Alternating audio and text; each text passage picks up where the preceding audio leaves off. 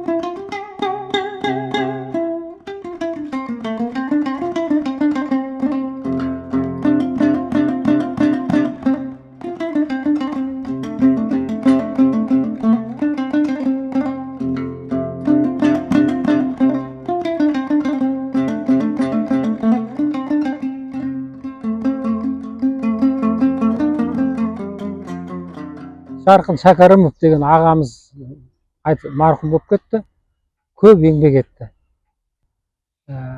Сол о кісі қайтыс болар алдында мен сөйлестім. Ол осы жәнегі Петроград туралы енді маған да өзінің біраз ұсыныс пікірлерін айтты, өтінішін де айтты, осылай қалып қалмау керек, көптеген еңбектер жасалып, осыны жоғары деңгейде зерттеу керек, мемлекеттік тұрғыда бұны жүзеге асыру керек деп. Енді өкінішке орай Жарқын ағаның осы салаға мән қойған адамдардың енді еңбектері өз дәрежесінде жәнегі бағаланбай тұр.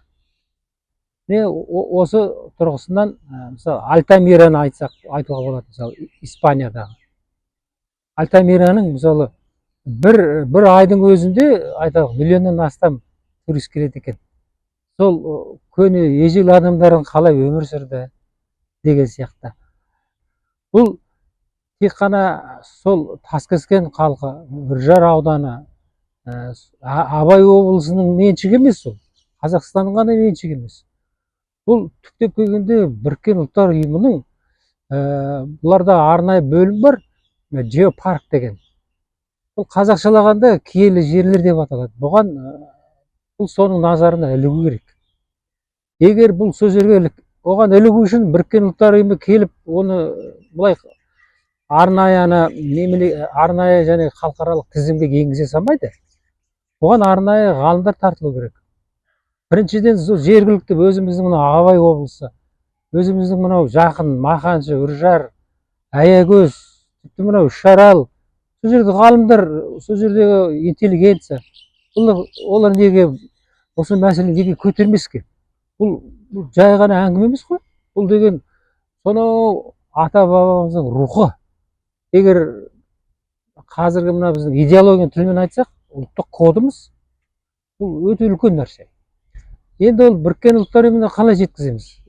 Бұл турасында мен көп біраз материалдар қарадым. Ол үшін былай істеу керек, 5 құрлықтан, 5 материктен 5 белді ғалым керек.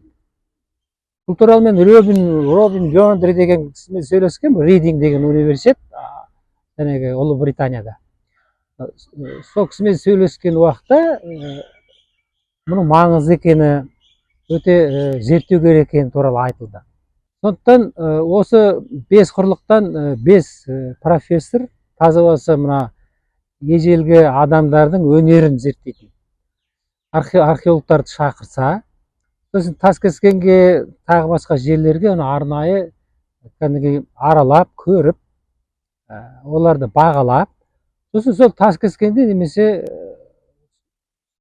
Аягөз, Үржар, тағы бір жерлерде арнайы үлкен симпозиум немесе пресс-конференция өткізу керек.